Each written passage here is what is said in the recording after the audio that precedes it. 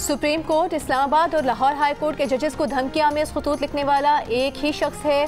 खतूत की hand writing की forensic report सामने आ गई। जराये के मुताबिक CTD को मौसूल रिपोर्ट में कहा गया है कि रेशमा और गुलशाद खातून के नाम से खतूत एक ही शख्स ने लिखे, एक ही पोस्ट ऑफिस से भिजवाए गए।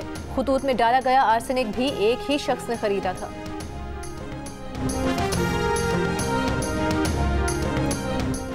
सिख रहनुमाओं पर हमलों में कोई थर्ड पार्टी नहीं बल्कि रॉ बराह रास्त मुलविस है। सिख हुर्रियत पसंद रहनुमा गुरपतवंत सिंह पन्नू के प्रोग्राम नया पाकिस्तान में बैरून मुल्क मुकीम सिख शहरियों पर भारतीय कातिलाना हमलों से मुतालिक अहम इंकशाफात। कहा, सिख रहनुमाओं पर हमले भारतीय वज़ीर आज़म नरेंद्र मोदी की इजाज़त के बगैर नहीं हो सकते। खालिस्तान तहरीक मकबूल तहरीक है, अगर मकबूल ना होती तो मोदी हमें निशाना ना बनाता।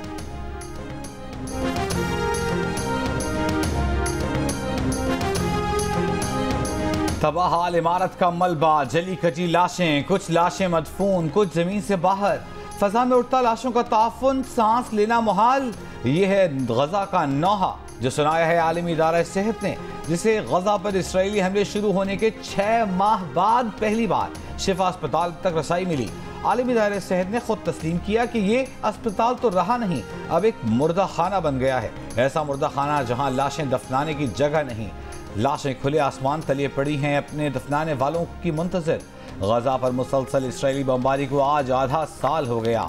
7 अक्टूबर को शुरू हुई बर्बरियत पर अक़वाम मुत्तहिदा आज तक इसराइल का हाथ रोकने में नाकाम। नस्ल कुशी पर उतरे इसराइल ने 6 माह में 33,000 से ज़ायद फ़लस्तीनियों को शहीद कर दिया। मुसलसल जंग ज़दा फ़लस्तीन में 10 लाख अफराद को क़हत का सामना, लेकिन इसराइली वज़ीर आज़म के सर पर अभी तक जंगी जुनून सवार हमले रोकने से साफ इनकार। नेतन्याहू ने कहा, यरगमालियों की रिहाई तक जंग बंद नहीं होगी। इसराइली फौज का खान यूनिस में ऑपरेशन मुकम्मल करने का ऐलान। जनूबी गजा से एक ब्रिगेड छोड़कर बाकी 3 ब्रिगेड्स को वापस बुला लिया। कतर, मिस्र और अमरीका की सालिसी में गजा जंगबंदी मुज़ाकरात का नया दौर आज काहिरा में हो रहा है। मुज़ाकरात में हमास और इसराइली वफूद भी शामिल होंगे। इसराइल ने अपने वफ़द की शिरकत की तस्दीक कर दी। CIA के सरबरा और कतर के वज़ीर आज़म शेख मोहम्मद बिन अब्दुर्रहमान भी शिरकत करेंगे। दूसरी जानिब ईरान ने दुनिया भर के इसराइली सिफारत खानों को अपना हदफ करार दे दिया। ईरानी फ़ौज के chief of staff major general Mohammad Hossein Bagheri ने कहा है कि शाम में ईरानी सिफारत खाने पर इसराइली हमले का जवाब दिया जाएगा। ईरान अपने रद्द-ए-अमल का वक्त और तरीक़ाकार खुद तय करेगा। ऐसा जवाब देंगे कि इसराइल अपने इक़दाम पर पछताएगा। उधर लेबनान में हिज़्बुल्लाह ने इसराइली ड्रोन मार गिराया। यमन के हूसी ग्रुप ने बुहेरा अहमर में इसराइल जाने वाले गैर मुल्की जहाज़ों को मिसाइलों और ड्रोन से निशाना बनाया।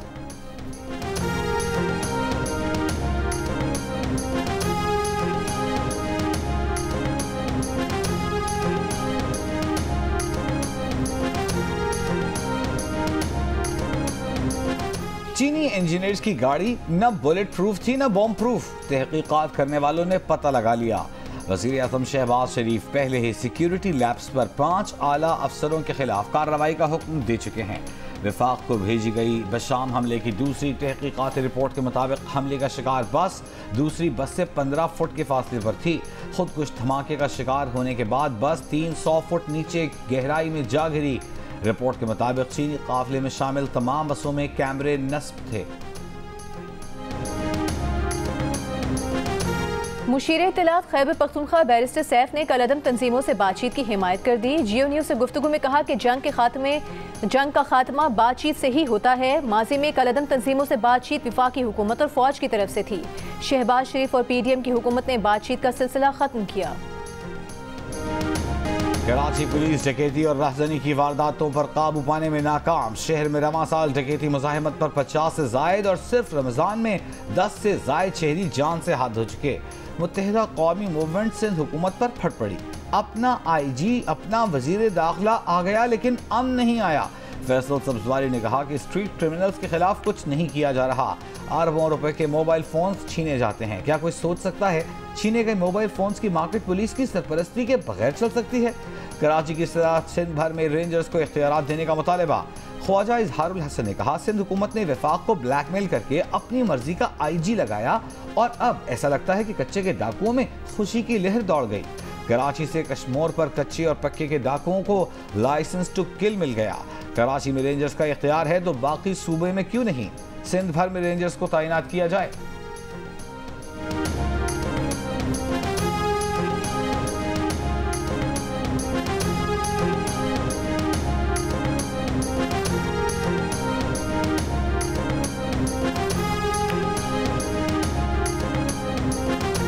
MQM पुलिस फोर्स को मुतनाज़ बनाकर मुजरिमों को फायदा पहुंचा रही है। वजीर दाखिला सिंध ज़ियाल अंजार का MQM रहनुमाओं को जवाब।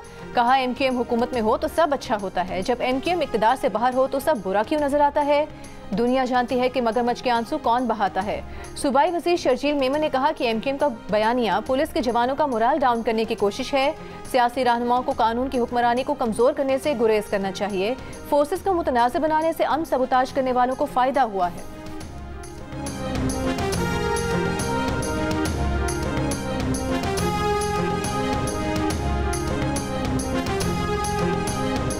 शुगला बयान, शेर अफजल मरवत का शान से यू टर्न।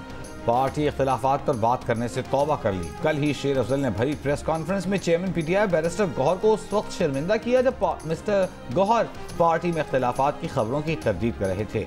शेर अफजल मरवत ने न सिर्फ इख्तिलाफात की बात की बल्कि पार्टी में अपने मुखालिफिन को खुलकर मुकाबले की वार्निंग भी दी। कहा वो बानी PTI को बताएंगे कि पार्टी में उनकी खींचातानी हो रही है और बानी देने वाले वर्कर्स को टिकट न देना खान के फैसले की तौहीन है। यू टर्न वाले बयान में शेर अफजल बोले, आज के बाद वो पार्टी इख्तिलाफात पर किसी सवाल का जवाब नहीं देंगे। कोई उनके खिलाफ प्रोपेगेंडा भी करे तब भी जवाब नहीं देंगे।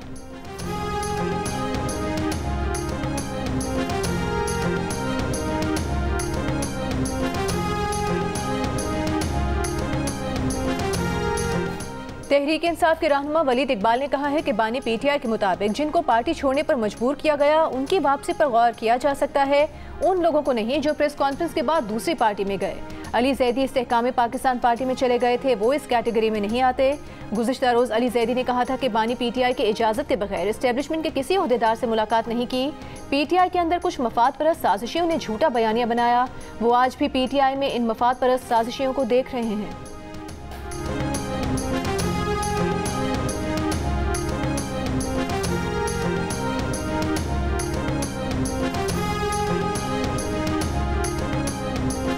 ईद में चंद रोज बाकी। मुल्क के मुख्तलिफ शहरों में ईद बाजारों में चूड़ियों के स्टॉल्स की रौनकें उरूज पर।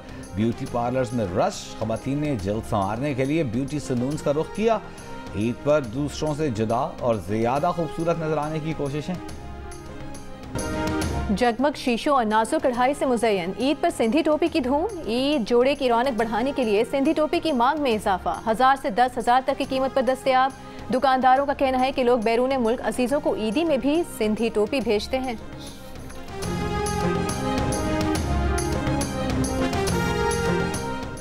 वज़ीर आज़म शहबाज शरीफ अपने वफ्द के हमराह मदीना मुनव्वरा से मक्का मुकर्रमा पहुँच गए। हरम शरीफ में इबादत का सिलसिला जारी। क़यामुल लैल में ख़त्म कुरान की दुआ में शरीक होंगे। वज़ीर आज़म के वफ्द के हमराह वज़ीर आज़म उम्रा भी अदा करेंगे। वज़ीर आला पंजाब मरियम नवाज भी वज़ीर आज़म के हमराह हैं।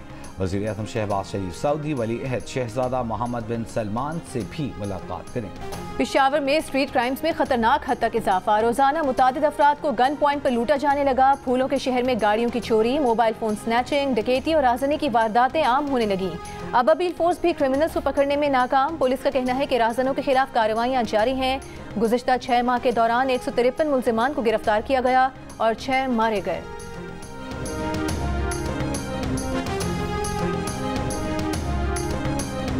ये तो दुनिया है। जब दुनिया में 2 लोग थे, हाबील और काबील, उस वक्त ये जुर्म भी था। जुर्म तो ख़त्म नहीं होता है, कम होता है लेकिन ख़त्म नहीं होता है। मुस्लिम लीग नून खैबर पख्तूनख्वा के रहनुमा इख्तियार वली का कहना है कि सूबे में अमन व अमान का मसला सर उठा रहा है। हुकूमत सोई हुई है। मुशीर इत्तलाफ खैबर पख्तूनख्वा बैरिस्टर सैफ कहते हैं कि पेशावर में जराइम की शरह में इजाफा तशवीशनाक है। अमन व अमान की सूरत हाल पर काबू पाने के लिए सूबे को वाजिबुल अदा फंड जारी किए जाएं।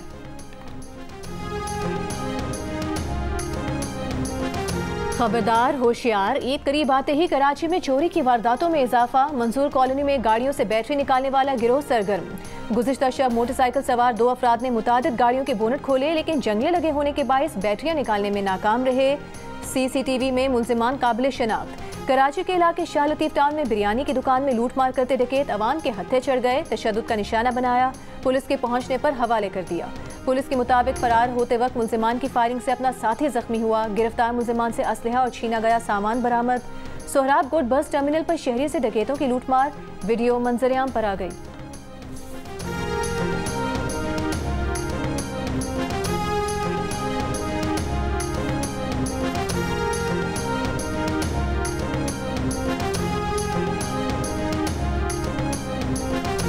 कराची में गुज़िश्ता हफ्ते पुलिस मुकाबले में 5 डाकू हलाक, 32 जख्मी हुए, 42 गिरफ्तार कर लिए गए।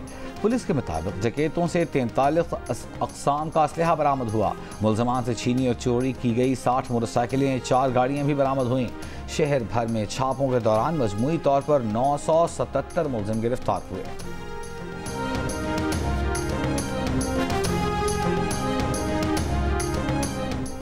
इस्लामाबाद में बनी गाला के मकान से डाकू 3 करोड़ के हीरे, घड़ियां, सोना, नकदी और डॉलर लूटकर फरार हो गए। डाकुओं ने सहरी से पहले नौकर को काबू करके वारदात की। पुलिस ने मुकदमा दर्ज कर लिया। ईद की छुट्टियों पर कहीं भी जाएं, पुलिस को बताकर जाएं। घर से निकलने से पहले ताले कुंडी अच्छी तरह लगाकर जाएं। DIG ऑपरेशंस ने इस्लामाबाद वालों को मशवरा दे दिया।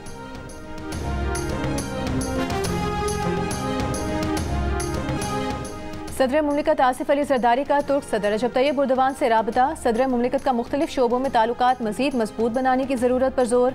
सदर आसिफ अली जरदारी ने तुर्क सदर को ईद उल फितर की पेश की मुबारकबाद और पाकिस्तान का दौरा करने की भी दावत दी।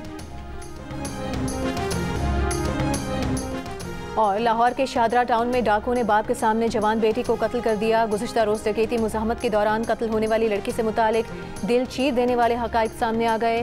बाप के मुताबिक बेटी की ईद के बाद शादी थी। वो वालिद के साथ अपने जहेज़ का सामान खरीद कर वापस आ रही थी।